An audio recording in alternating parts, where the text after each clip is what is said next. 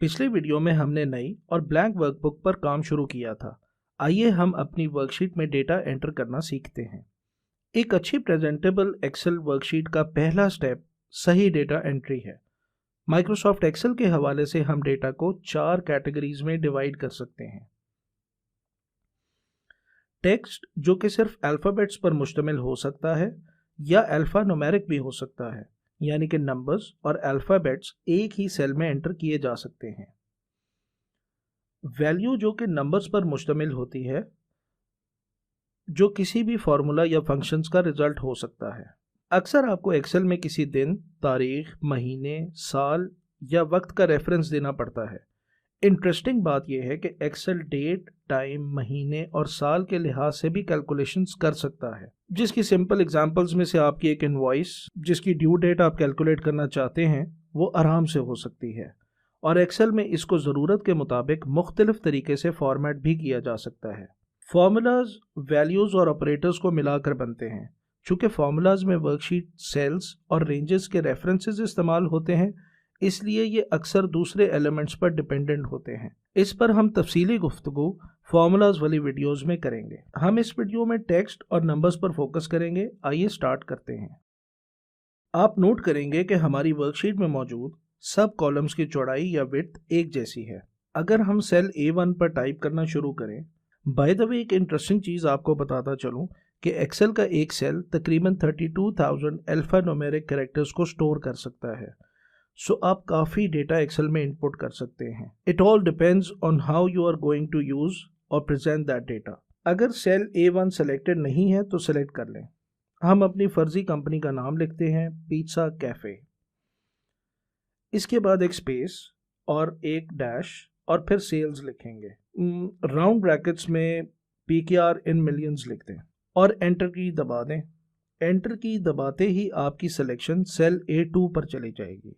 अब आप नोट करेंगे कि हमने जो कुछ भी सेल A1 में लिखा है वो सेल A1 में तो लिखा नज़र आ रहा है, लेकिन वो सेल्स B1 और C1 और D1 में भी लिखा नज़र आ रहा है। ये सिर्फ इसीलिए नज़र आ रहा है कि सेल B1, C1 और D1 में कोई डेटा मौजूद नहीं है।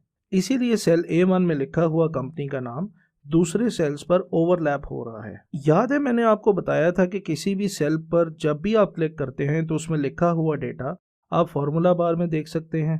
अगर आप सेल B1 पर क्लिक करेंगे तो फार्मूला बार्स में देखें तो सेल B1 में कुछ भी नहीं है।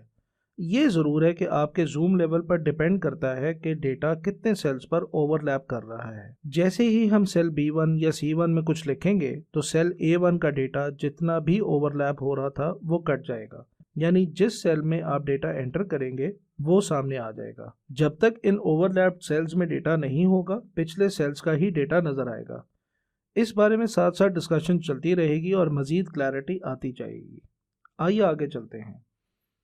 अब हम अपनी फर्जी कंपनी के मुख्तलिफ लोकेशंस और ब्रांचेस का नाम लिखते हैं। तो आप सेल A4 पर क्लिक करें और लोकेशन लिखें।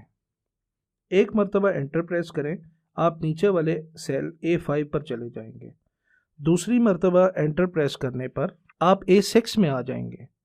हम अपनी पहली लोकेशन डालते हैं। यहाँ हम कराची लिखते हैं और एंटर प्रेस करते हैं। दूसरी लोकेशन में लाहौर लिखें और एंटर प्रेस करें और तीसरी में इस्लामाबाद लिखें। आप नोट करेंगे कि इस्लामाबाद का डी पूरी तरह फिट नहीं हुआ, लेकिन हमें नज़र आ रहा है लिखा हुआ। जी हाँ, ये उसी वजह से नज़र आ रहा है कि सेल B8 में कुछ नहीं लिखा हुआ। मेरा ख्याल है एक और लोकेशन लिखते हैं, गुजरांवाला लिख देते हैं, और ये भी ओवरलैप हो रहा है। 2 मरतबा एंटर प्रेस करें। अब हम रो 11 में आ गए हैं और यहाँ हम टोटल लिखते हैं। हमने बाईं तरफ यानी लेफ्ट साइड पर लोकेशंस लिख ली हैं। आइए ऊपर अब महीने एंटर करते हैं। रो 4 में लोकेशंस की राइट साइड पर कॉलम C में आ जाएं। आपके नेम बॉक्स में देखेंगे C4 लिखा आ रहा होगा, क्योंकि हम रो 4 में और कॉलम C में मौजूद हैं। यहाँ हम पहले महीने जनवरी की शॉर्ट फॉर्म लिखेंगे, तो JAN टाइप करें। आपने अभी एंटर प्रेस नहीं करना, बल्कि अपने कीबोर्ड की लेफ्ट साइड पर मौजूद टैब की को एक मरतबा दबाएं। आपकी सिलेक्शन लेफ्ट से राइट की तरफ मूव हो जाएगी। यहाँ सेल D4 में हम फेब लिखते हैं और टैब दबाइए। यहाँ E4 में मार्च के लिए MAR मार्च लिखते हैं और एंटर प्रेस कीजिए। एंटर प्रेस करते ही सिलेक्शन जैन के नीचे आ जाएगी। एक्सेल ने खुद ही जज किया है कि हमें सिलेक्शन की यहाँ ज़रूरत है। फिल वर्क के लिए टेक्स्ट इतना काफ़ी है। आइए कुछ नंबर्स एंटर करते हैं। चूँकि हम टॉप पर बता चुके हैं कि ये नंबर्स PKR मिलियंस में हैं, इसलिए हम डेसिमल का इस्तेमाल करेंगे। आइए सेल C6 से शुरू करते हैं। इधर लिखें 2.95 और टैब दबाएं। फेब के लिए हम 2.99 मिलियन और मार्च में 3.02 इस्तेमाल करेंगे। नंबर्स एक स्टेडी ग्रोथ के साथ बढ़ रहे हैं।